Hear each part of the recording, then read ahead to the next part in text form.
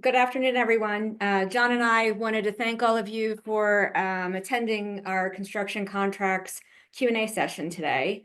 There's a few ground rules we'll cover before we get started here. Let's see. So we just want to make sure that everyone knows you're all muted when you enter the webinar. We will, if we have time permitting, look at and answer more questions, and we ask that if you have any that you include them in the Q&A box. And for all of you that will want to revisit the topics that we discussed today, this presentation is being recorded and it will be distributed after the webinar, and I believe it's also will be available on our website. For those of you who don't know, John Greenhall and myself are the co-chairs of our firm's construction contract and risk management group. We are the primary folks at the firm that handle contract drafting, review, and negotiation. So today, rather than talk at you, we thought that we would put the subject matter in the hands of our audience and allow you all to ask whatever questions that you wanted about construction contracts. The overwhelming majority of the questions that we got did revolve around tariffs and escalation, but we did get some more general contract questions. So in terms of presentation today, we're going to take the majority of the questions on tariffs and escalation first, and then finish up with the more general questions. We kind of tried to break up all of your questions in themes because there was a lot of redundancy in the questions, but the overwhelming theme from most of you is just wanting to know how can we protect ourselves from these tariffs and material escalation costs. As you can see, here's just some sampling of the questions that we received. How can we encompass tariffs in our bids? How do we incorporate language to protect ourselves? Is there certain ways to balance the risk, that kind of thing? And so from that perspective, really, it all depends on what point in the project you're in, because the risk will be different. Whether if you're not under a contract yet and you're still negotiating, obviously you have the ability to get clauses in the contract that are beneficial to you. If you're already under the contract, you have to work with the clauses that you have already agreed to. And then if you're complete with your work, but you still want to seek payment, again, you're in a situation with making sure that you did all the right things and you have the clauses that you can rely upon.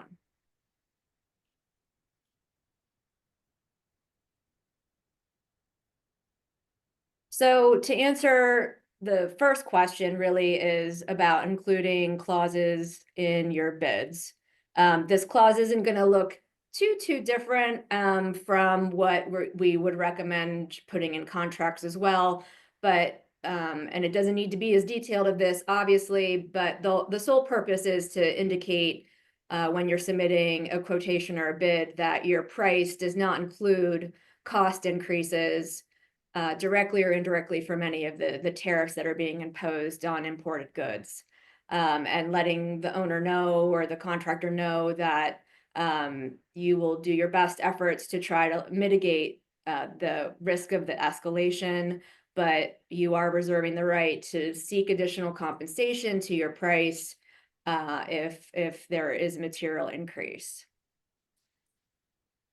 Hey, Lisa, if I could talk about a couple of things.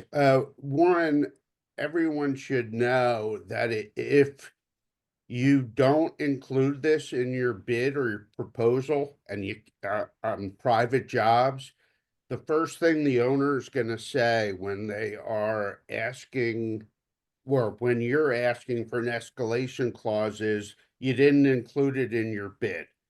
So it's important that you put some language with regard to escalation in your bid so that you're putting them on notice that it's a possibility. It will increase your leverage during negotiations.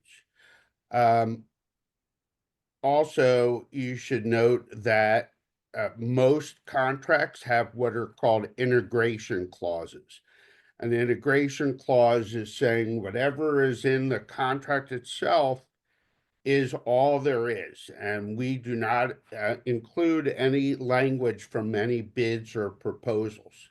So if that language is in there, your proposal language doesn't exist anymore, and you need to add the language that Lisa's going to talk about in a minute. From an owner's perspective, you should be aware of these clauses in people's bids. It also can come in as an exclusion, and it should raise a red flag as to where negotiations are going to go.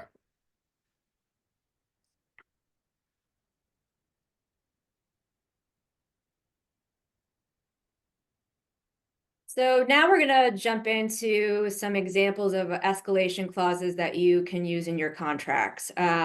We had questions from, what's a simple kind of clause that I can use? What have we seen that works and doesn't work?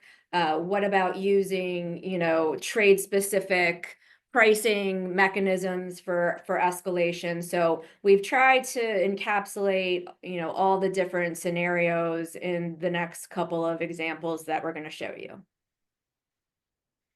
So this is what we would consider one of the simple escalation clauses to put in a contract. And basically, the clause says that if there's a significant price increase and it's not due to the fault of the party seeking the remedy, that the contractor will be entitled to a change order, basically. And the mechanism by which that increase is measured, we show an increase of percentage between the time that the contract is executed and the date of the installation. In terms of the percentage, it's really a business decision, but what we have found is that if the sub or the contractor is taking part of the risk that there's going to be an increase, it's a lot more palatable upstream. So for instance, if you put 5% in here, that would mean that if there is a 5% or less increase because of the tariffs or the material escalation, you're going to eat that. You're not going to be entitled to additional compensation for that. But for anything more than that, you would be seeking entitlement to payment. Yeah, and the reason why Lisa was talking about 5% is that most owners assume that a bid has some escalation already in it to because it should have anticipated that there will be some movement in price on some materials or equipment. Yeah, because I mean, where we stand right now, people can't argue that this was not anticipated when you're trying to negotiate a contract. Everybody knows that these things exist and there is an expectation, and you can't really argue that it was not anticipated at the time of contracting, because it's in the news every day. So this is what we would call a trade-specific escalation clause. And in this example, we're using the price of asphalt, but really you could use any index that is applicable to your trade, the concrete index, etc. And that's how the change in price for the escalation would be determined. You're basically identifying what the price per ton was at the time that you are entering into the contract, so that any fluctuation in that at the time that the placement of the material, that's how you would compare whether there was an escalation or not.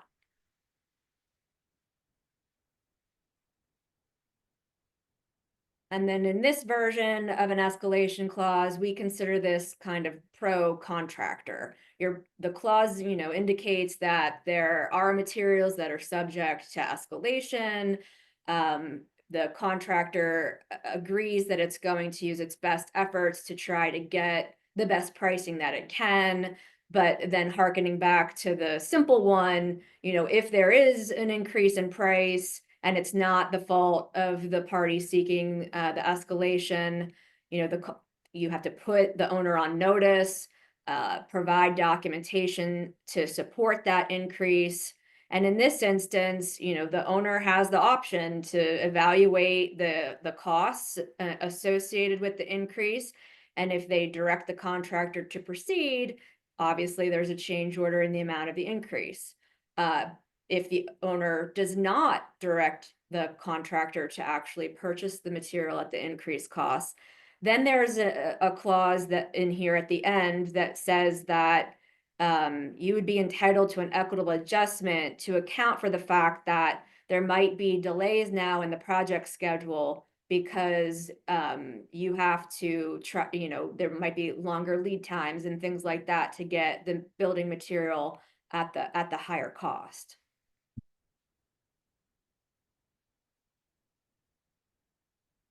Oops. And then the last one that we have here is pro owner, but at the same time, it also still allows the contractor to get paid for escalation. You'll see that the first part of this is kind of mimics our simple language at the beginning, but from an owner's perspective, they want the higher of the percentage. They want you to eat, 20%.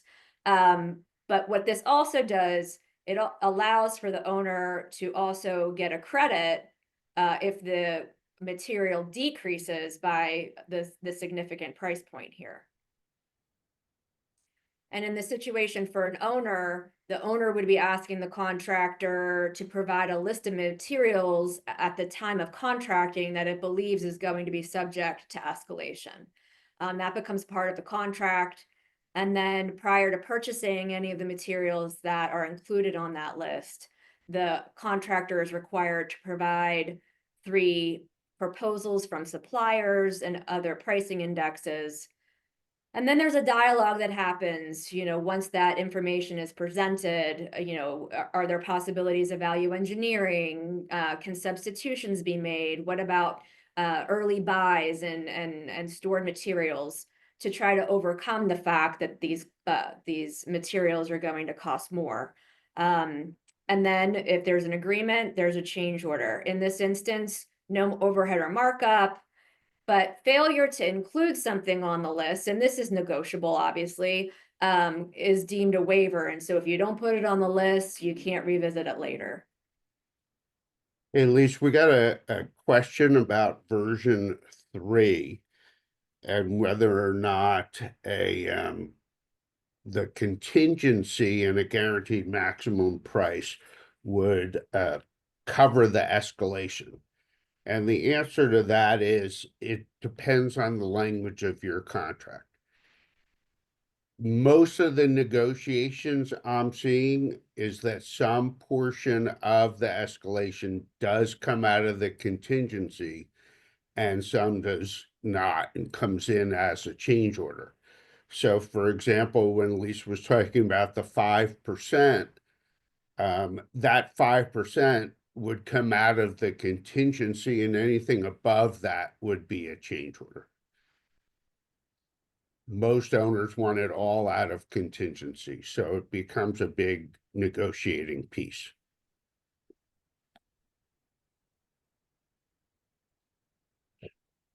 Oh, okay. John, I think it's you. All right. So Lisa's gone through various escalation clauses, and from most owners' point of view, a tariff is just another form of escalation. So the clauses that Lisa has gone through are ones that can be used for both regular escalation and tariff related. So, for example, we had similar escalation clauses for COVID, similar escalation clauses because of the ripples of COVID that delayed delivery of materials, etc. So, in order to deal specifically with tariffs, we suggest a couple of things. One is this simple version, which um, is pretty straightforward. It's just going to say that if there are cost increases due to tariffs or duties or taxes from either the US or a foreign government, we will be looking for additional money. Uh, And this clause, by the way, can be used in bids or in the contracts, but as John mentioned, putting it in your bid, if they accept that price with that exclusionary language, you want to make sure that when you get the contract and it defines what your contract price is, that it similarly includes that exclusion. so a more middle of the road version includes both escalation and de-escalation due to the tariffs. So, for example, if you know 2 weeks 2 weeks ago you were bidding a job and you assumed that all of the materials were coming from the UK, your price may be higher now than or higher than it is now that there is a tariff deal with the United Kingdom. So in those circumstances, the owner is going to be looking for uh, a decrease in your price. Again, if it's a escalation, it's going to go up, and the owner should be aware of that. Um, you'll see in this clause that we've included 10% as the significant amount. In negotiations with owners, we are seeing that 10% as being what they consider to be equitable. And contractors and owners have agreed to that. Now, recently I negotiated a more complicated process for a construction project. This is where I was representing the owner. Um, so here we're saying that the contractor has to notify the owner of the increased materials due to a tariff before they purchase it. It's got to include the price of the material at the time you entered into the agreement, the cost of the material now, and the country of origin of the material. And it needs to be made promptly upon the discovery of the price increase. The reason why is because the owner is going to say to the contractor, can you get this in the US without having a tariff on it? This provision allows that step to be specifically laid out, that you have to go out and go to a domestic company that prepares or provides the same material and see what they would quote. And you have 14 days uh, to do that. And then the owner and the architect are going to review it and agree or object to it. They may also just say, you know what, it may be a little bit more using the domestic, but we want to use that to avoid any kind of delays associated with the tariff. Now, if the owner or the architect reject that new source, um, and they can direct the contractor to submit a new supplier. They can direct them to see if there's a way that the schedule can be revised, they may think of value engineering. Um, there are a number of different ways that owners are expecting contractors to act. Like, for example, ordering all the materials in the beginning and storing them somewhere. Now, owners need to understand that if they do that, the contractor is going to ask for additional money for the storage, because most contracts will have some form of requirement for paying for off-site materials, which increase the cost to both the contractor and to the owner.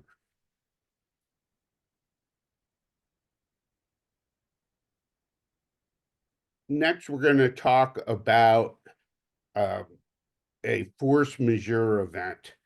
And this was a big thing during COVID, which was, do I get an extension of time, and do I get additional money because COVID shut the job down for a period of time? It's completely out of your control as the contractor.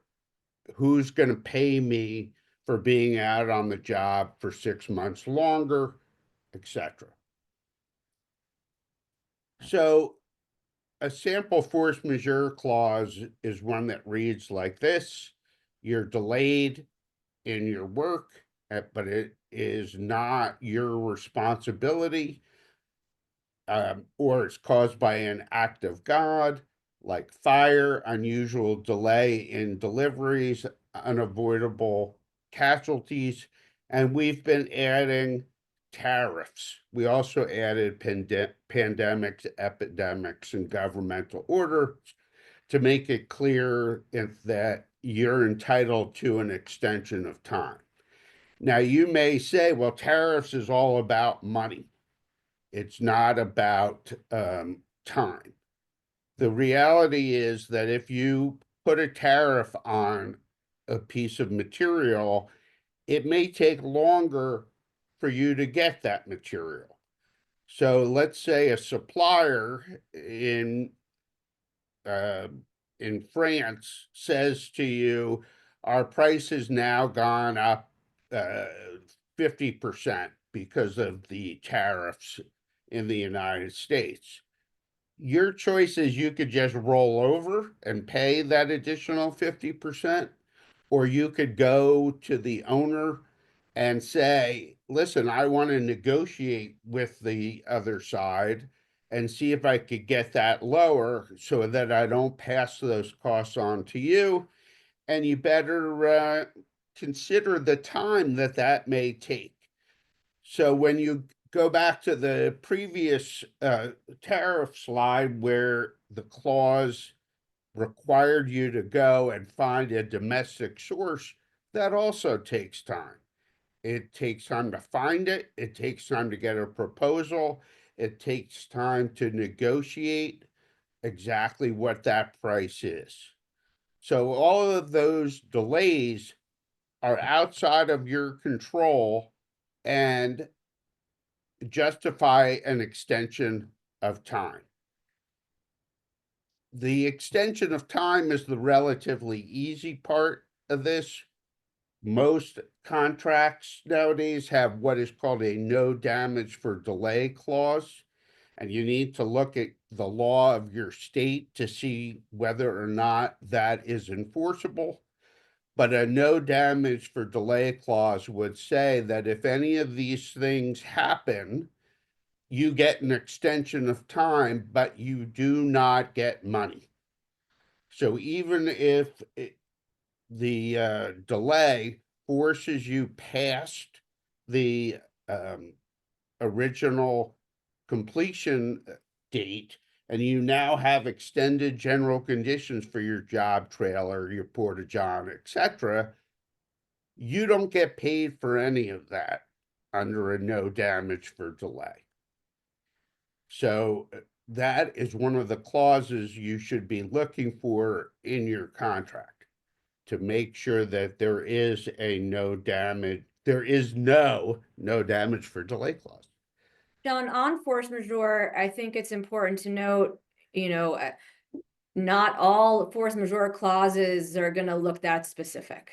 And, you know, jurisdictions vary on what they consider force majeure. If it's simply like a catch-all, you know, causes beyond the subcontractor's control. So, I mean, we encourage folks to be as specific as possible when they're trying to identify, you know, during COVID, you know, epidemics and pandemics weren't in there. So there was a big question, is this even considered a force majeure? And there was, you know, case law and, you know, questions going back to enforceability of these types of clauses. So we do encourage people, if they want to be able to take advantage of this type of clause because of the tariff situation, to start inserting that language as well. All right, so the next slide deals with public bidding. As everyone probably knows, if you are bidding on a public project, you cannot change the terms of your contract.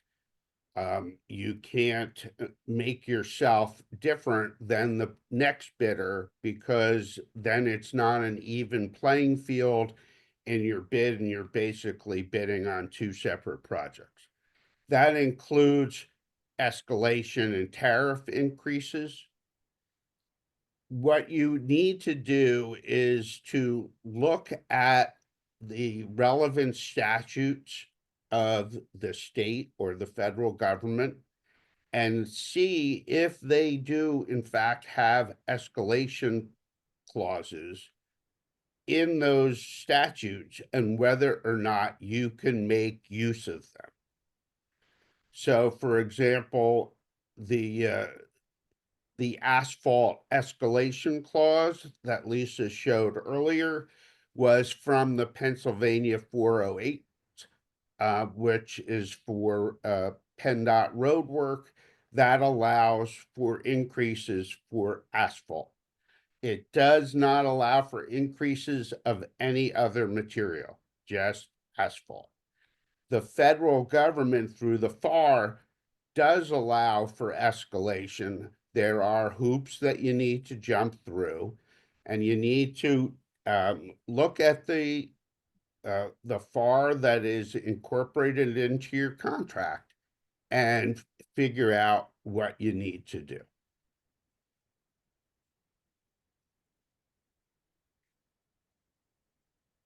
So in a low bid situation, there are a number of questions about what an owner can do or what an owner may do. The reality is, again, on a public job, none of these questions are relevant at the time of bid. After, when you're in you've gotten your award and your contract, you may seek change orders, or the owner may seek change orders for substitutions, for value engineering, etc., as well as paying to expedite the material so that their job finishes on time. The same is true with private jobs, except for private jobs, you can include the substitutions if the contract documents that you're bidding on permit it. If there's no terms and conditions to your contract that you're bidding on, you should always ask for an escalation clause in your proposal, as we showed earlier.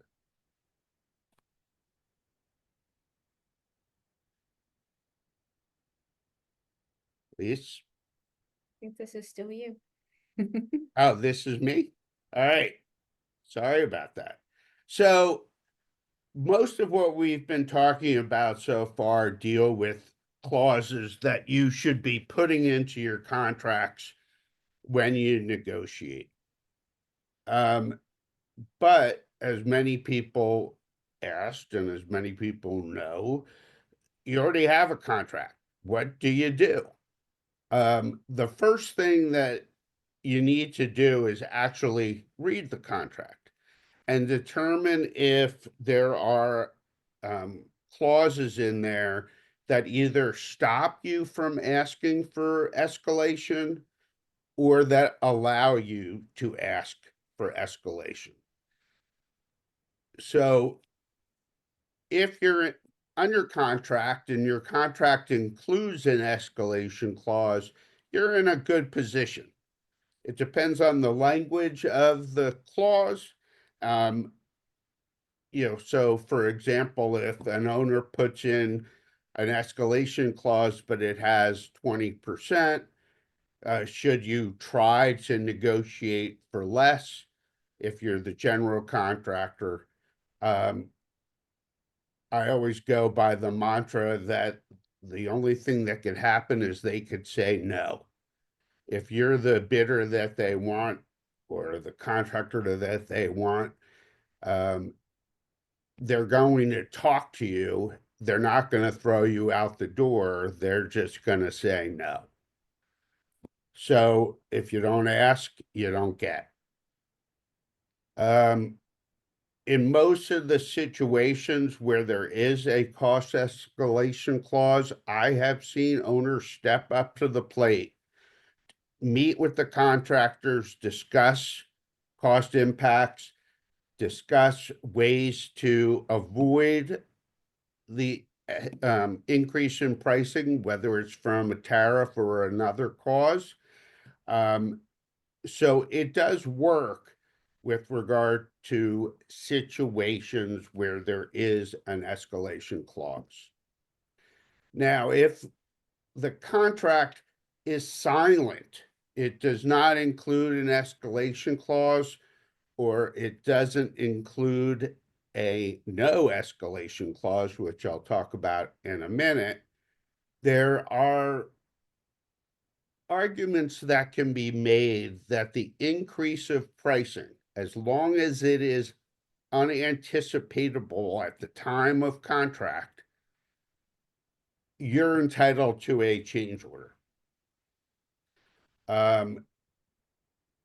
What you are going to have to do then when you submit for a change order is provide the proof that in fact at the time of contract you anticipated a price of X, and now at the time of purchasing you are getting pricing for Y.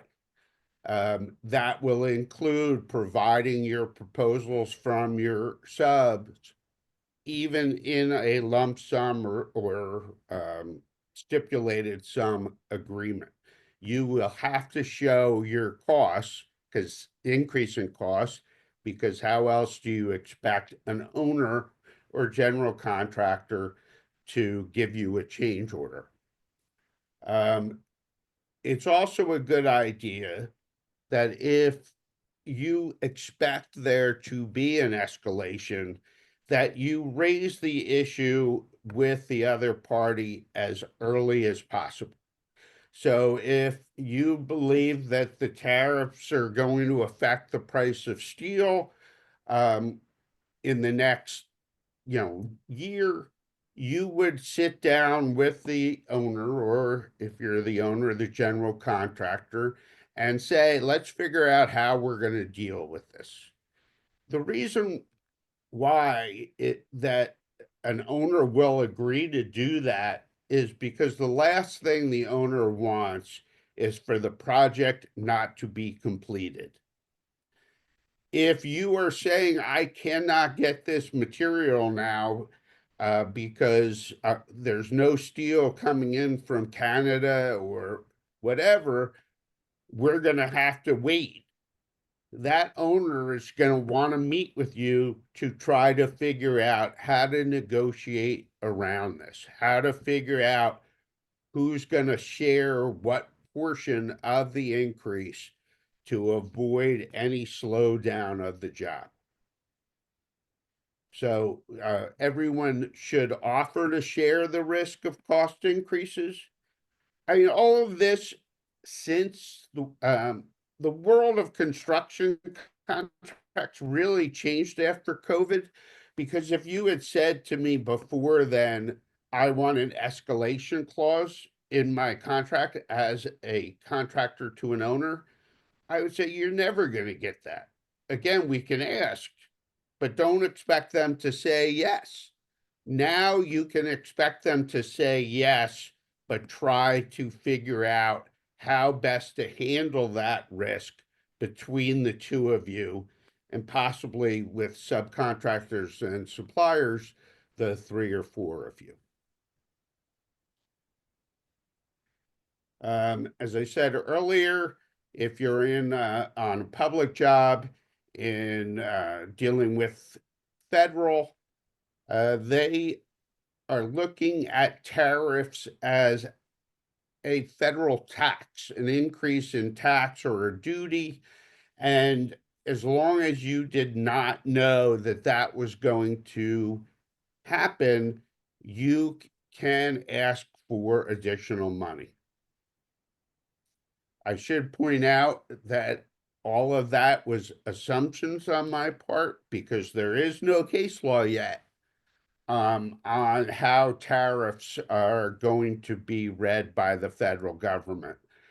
So again, read the FAR, talk to your lawyer, and figure out what is the best way to deal with this if you already have a contract or you have a new public job that does not address escalation. All right, so if you're under contract and your contract includes a no escalation clause, what do you do? And just for an example, here is a no escalation clause.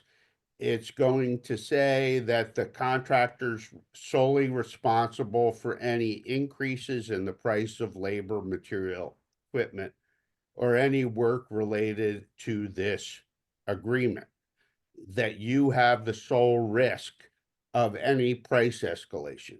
You see that, you know you have a no escalation clause in your contract. It's not always as pointed out as that. Sometimes it'll just say, your price is X and we're willing to only pay X, and there will be no increase in pricing. There will be, other simple language like without escalation, just two words, rather than this kind of provision that really spells it out. And you need to review your contract to see what's in there. Because if you're going to be negotiating an escalation clause, you have a much harder hill to climb if there's already a no escalation clause. And the same thing goes for change orders or requests on contracts that you already have that have a no escalation clause. You're in a much more difficult position. You try to make whatever arguments you can. If somebody says to you, sorry, this is a no change order contract, they are not telling you the full truth, or they are misunderstanding what a change order is. All contracts permit change orders.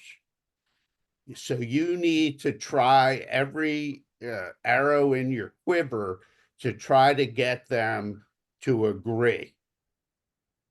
Now, during one period of time after COVID, there was a situation where even though contractors or subcontractors had contracts or purchase orders with suppliers, the suppliers were no longer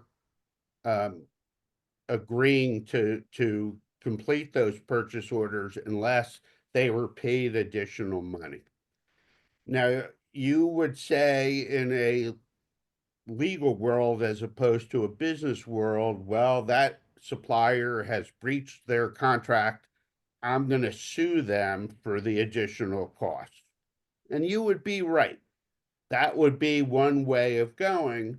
But the other way of going is the business uh, aspect of these increases by um, suppliers, is that you negotiate with them, you negotiate with the owner, with the general contractor, whoever you can negotiate with, to see if there's a middle ground between expense and time.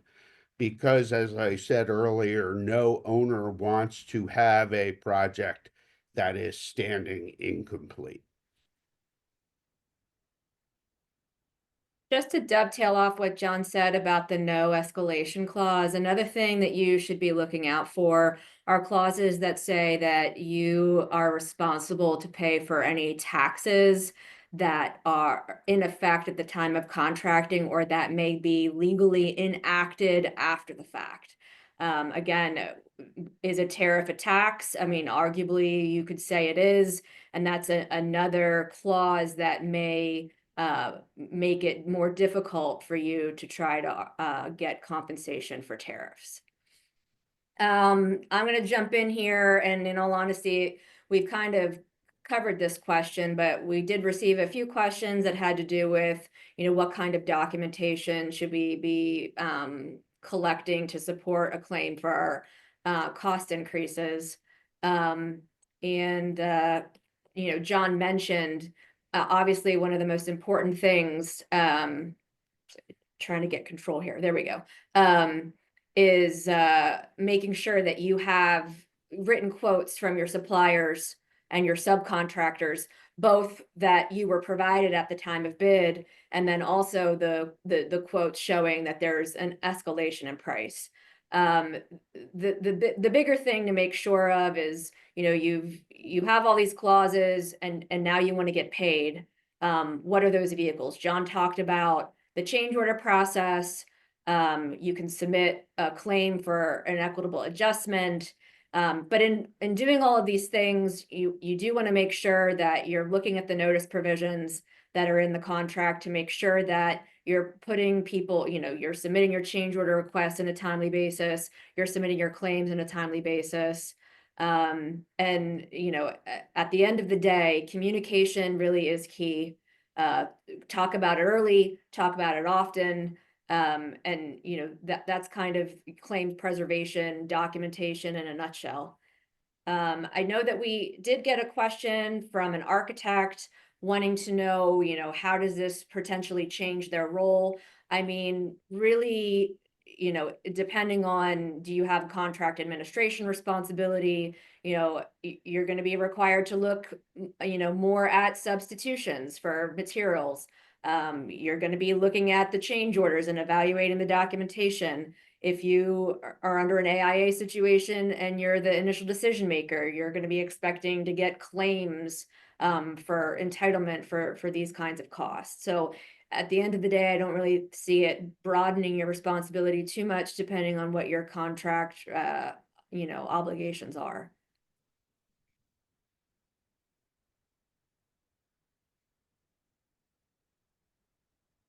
So that kind of concludes, the breadth of our tariff escalation questions. We did get a lot of things that are kind of outside of our expertise. We're not economists. We don't have a magic ball, or can't see into the future as to how these things are going to play out. But we're now going to kind of jump into some other questions, since we have about 15 more minutes. And we got a lot of questions in general about, what can we redline in our contracts? What should we be looking out for? John and I actually do hour-long presentations on contract provisions, contracts 101 and what you should be negotiating, etc.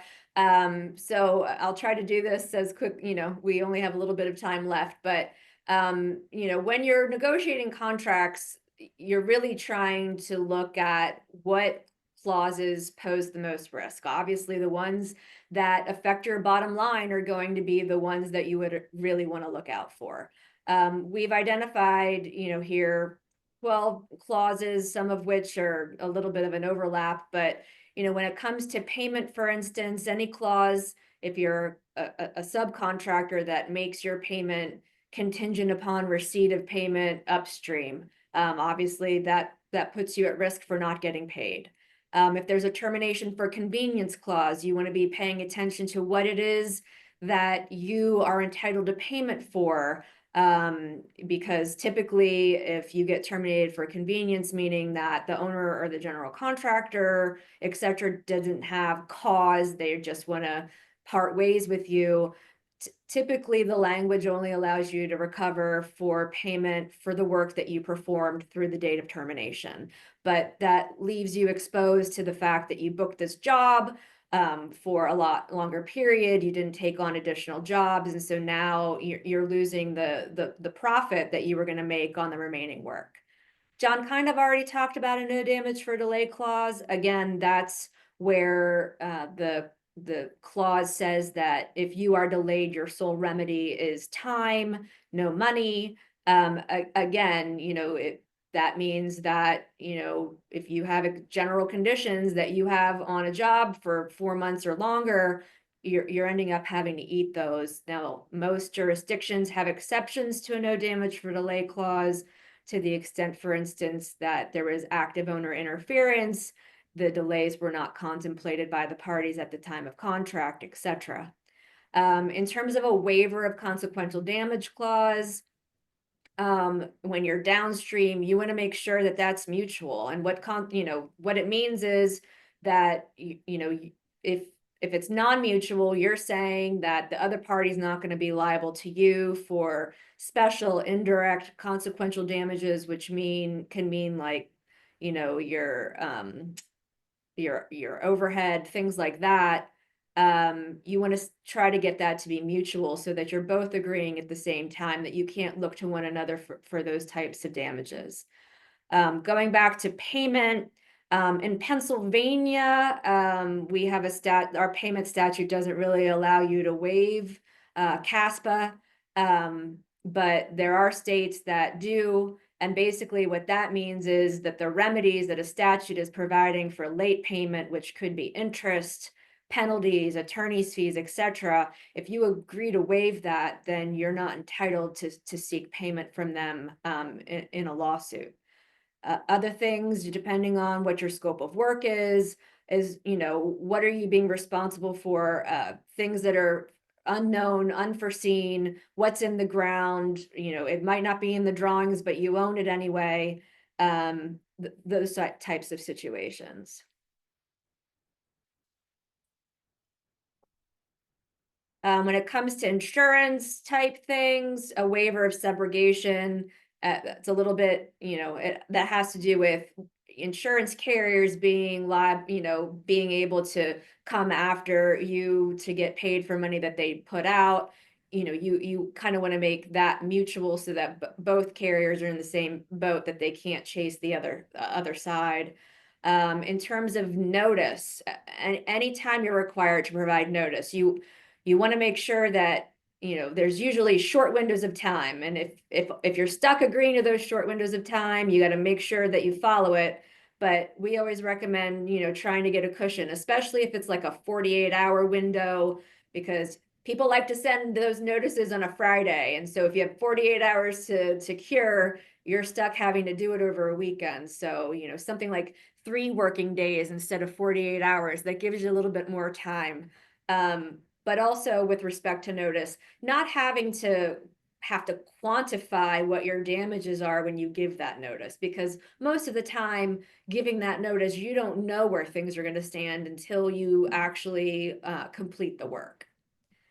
And a flow down clause that says you're liable and you're responsible and bound to me by the same terms that I'm bound to by the owner. That's practically in every contract, but you need to make sure that you're getting a copy of that contract, because your contract's going to refer back to that prime agreement a lot for notice, for rights, responsibilities. So you're not only just signing your contract, you're agreeing to terms in another one. So you need to make sure that you read everything as a whole. And then the last three really have to do with disputes. You know, when it comes to disputes, you don't want one party being able to decide at their election, you know, how things are going to play out. You should be trying to negotiate up front. Listen, are we going to arbitrate? Are we going to litigate? Are we going to mediate? And then making sure that when you are signing the contracts, if you're doing a job in Pennsylvania, that clause doesn't say that you have to go and sue somebody down in Florida. You know, there are statutes available in different states that would make a clause like that unenforceable, but why fight about it? You know, you want to negotiate up front. Hey guys, you know, we're on a job here in PA. Let's have PA law apply. That's the most fair thing to do.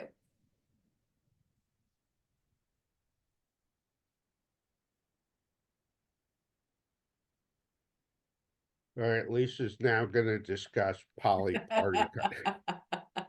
Now, we received one question with regard to poly-party contracts, which is really just another name for an integrated project delivery system.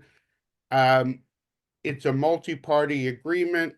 All of the people on the job work together, and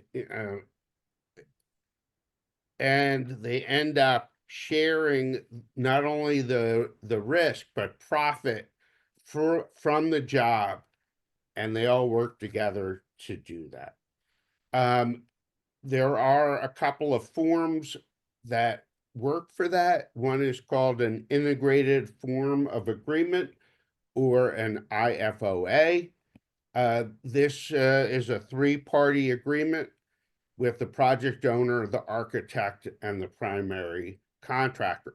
It's different than a normal situation where the owner has a contract with the architect and the owner has a contract with the GC, or even design build, where the owner has the contract with the design builder, who then contracts with the architect and the GC.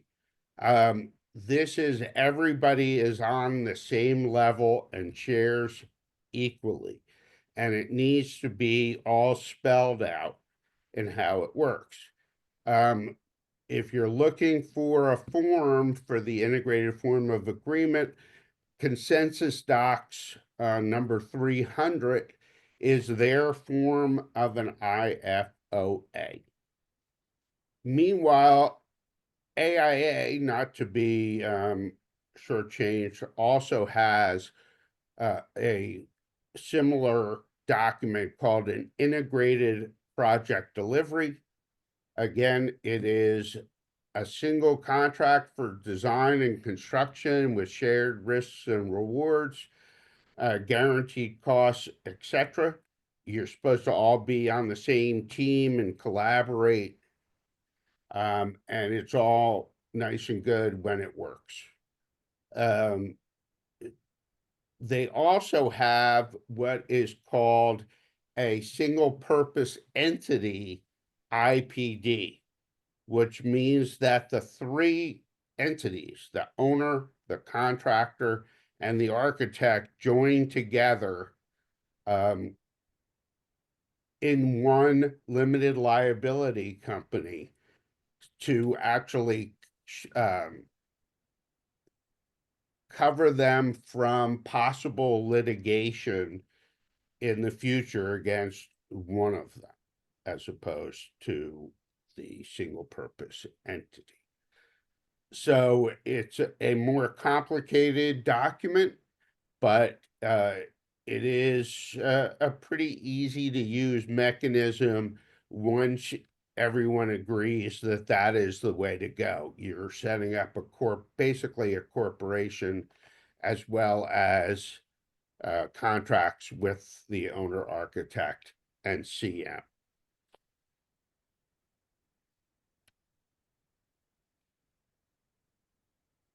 Am I doing this one, Lisa? Yeah. So there's another question we received was about owner required vendors, and what happens when the owner's vendor just does not work. Usually it's, a delivery issue. They don't deliver on time, and now you're delayed. What do? Is you look at the contract and see what your rights are. Some of the contracts allow you to not accept the owner's subcontractor unless the owner backs up that subcontractor financially. Some allow you, since it's not in your control, allow you an extension of time if the vendor has delayed the rest of the project. There are circumstances, not easy, where you could seek damages from the owner due to a specified vendor. So if, for example, the owner specifies a specific type of switchgear and says that they're going to be providing that specific type of switchgear, and now that switchgear is late and you can't get it anywhere in the world, that you have the ability to demand a substitute or demand money and a recovery schedule associated with that owner required vendor. We do have 2 more minutes. There were a couple more questions that were introduced through the registration process.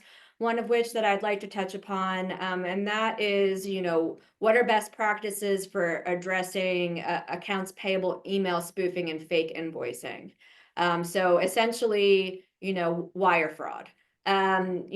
We have clauses that we have used in the in contracts that basically, you're identifying both the owner, the contractor, or whomever. You're identifying that there are only certain people within the company. You're giving the instructions of how payment are supposed to be used. There are only certain individuals that are allowed to communicate to make those changes, that you have an affirmative duty, if you were to get an email changing those requirements, to reach out to that authorized person, not by email, because that's where the spoofing is happening, picking up the phone, verifying that there's going to be a change, and that if these requirements are not followed and there's not ordinary care being made to make sure that a change in payment instructions is being made, that the party's still going to be on the hook. Because we've laid everything out. We've told you, this is how we want to be paid. So if you get different instructions and don't verify the change, you're still on the hook to make the payment. So I don't know that we got really anything more in the Q&A box. If you asked a question and we didn't answer it, our details are at the end of this presentation. Yeah, so And and this will be, again, someone asked, this will be presented or sent out to all of the registrants. So you will be getting copies of these slides, and I do believe that they'll probably be made available on our website as well.